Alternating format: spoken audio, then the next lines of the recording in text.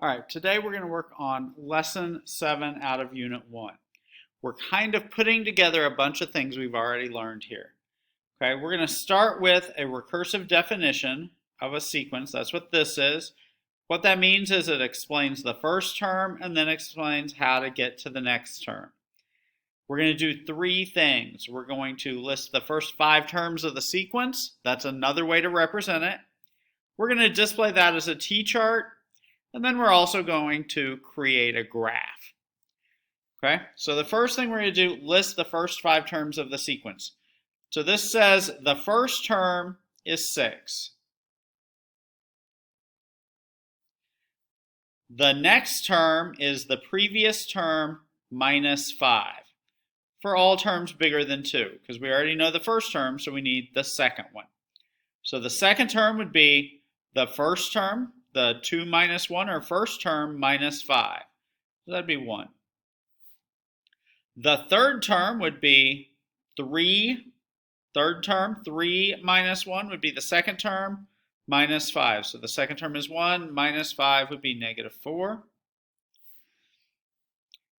The fourth term would be 4 minus 1, so that'd be 3. The third term minus 5, so that'd be minus 9. And the fifth term would be 5 minus 1 is 4. So the fourth term, that's negative 9, minus 5 would be negative 14. So the first way we're displaying our sequence is as a list. Okay. Next, we're going to turn that into a T-chart. So I could say N and F of N. So the first term was 6. They gave that to us. The second term, N is our term number, is 1. The third term is negative 4. The fourth term is negative 9. And the fifth term is negative 14. Okay, so we could also display it as a T-chart. Same sequence, just different way to display it. And we could build a graph as well. So term 1, term 2, term 3, term 4, term 5. I'm going to mark this off in units of 5, 10, negative 5.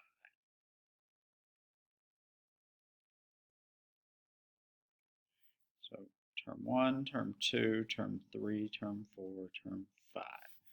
So this is my N axis or X axis. This is my F of N axis. So my first term was 6, a little above the 5. Second term is at 1, right about there. Third term is at negative 4. Fourth term is at negative 9. And fifth term is at negative 14. Now I know this is an arithmetic sequence,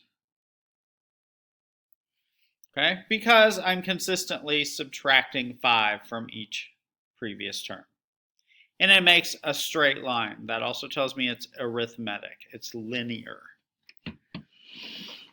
Okay, let's try the next one. Okay, so the next one, I think maybe the T-chart is the easiest way to start. So we're going to say for N and F of N, my first term is 6. Okay. The second term then, when N equals 2, would be 2 minus 1 is the first term times a half. So half of 6 would be 3. The third term would be 3 minus 1 is 2, the second term times a half. So 3 times a half would be 1.5. the fourth term would be the third term times a half. So that would be 0.75. And the fifth term would be the fourth term times a half. So that would be 0.375. So that's getting really small. So I could list my terms. They'd be 6, 3, 1.5, 0.75, and 0.375. Okay, I could also graph it. So I'm going to go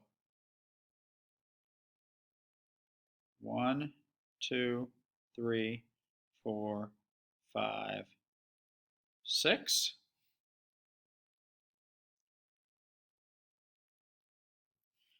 I'm going to go 1, 2, 3, 4, 5.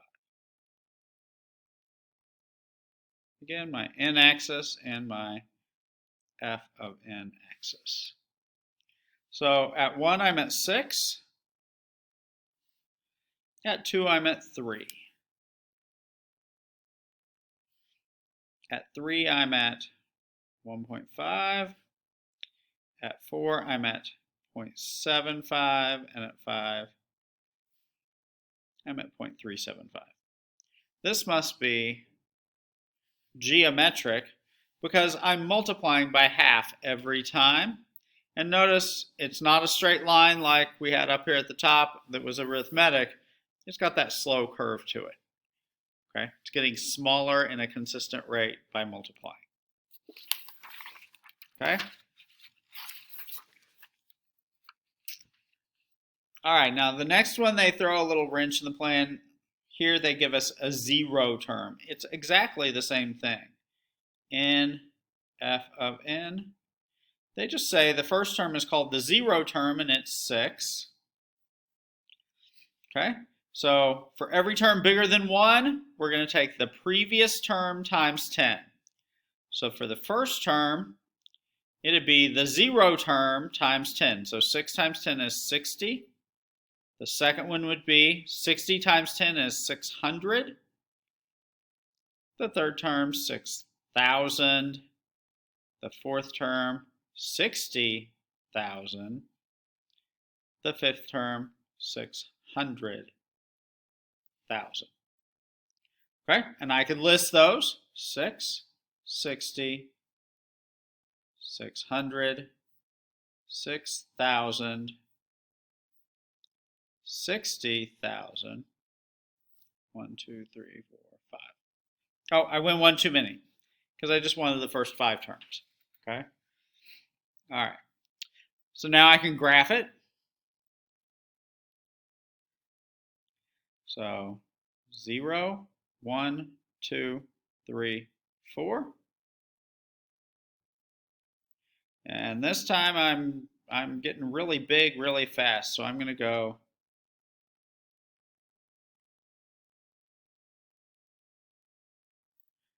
I'm going to call this 10,000, 20,000, and so on. So at 0, I'm at 6, so I'm nearly sitting at the origin. At 1, I'm at 60, I'm barely above that. At 2, I'm at 600, I'm still barely above that. At 3, I'm at 6,000, so I'm climbing now. And at 4, I'm at 60,000. Again, this climbs really, really slow and then it takes off. That makes me think it's probably geometric, and I can verify that because it's multiplying by 10 every time. Okay, this multiplication factor, the bigger that gets, the faster it grows. All right, last one, we're almost there.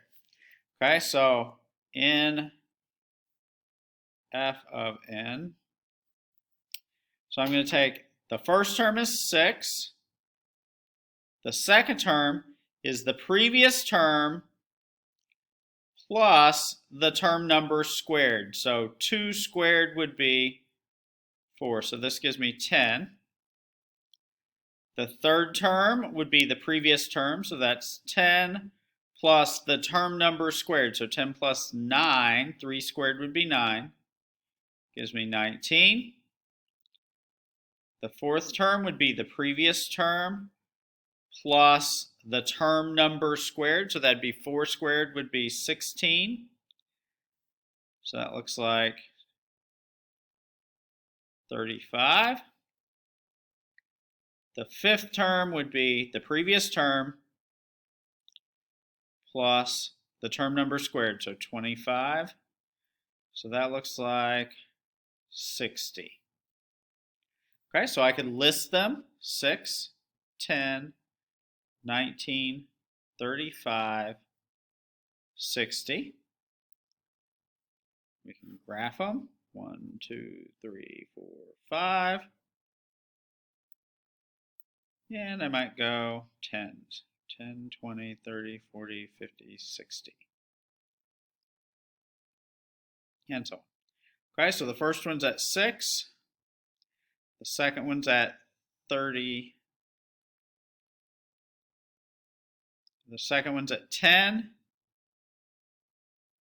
The third one's at 19. The fourth one's at 35. The fifth one's at 60. Now that's kind of a curve, it's not a line. So it might make me think geometric, but I'm not multiplying here at all, so it's not geometric. So it must be neither. All right, the whole point of this lesson, okay, we have 1, 2, 3, 4 different ways to represent the same sequence. They all mean exactly the same thing. It's just different representations. Y'all have a great day. Good luck.